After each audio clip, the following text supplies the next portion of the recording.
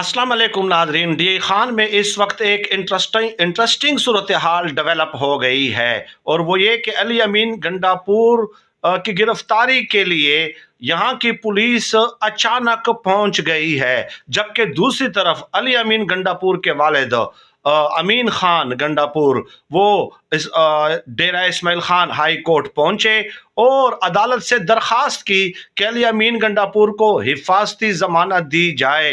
तमाम मुकदमात में उनकी हिफाजती जमानत जो है वो मंजूर की जाए। चुनांचे इंटरेस्टिंग सूरत हाल है।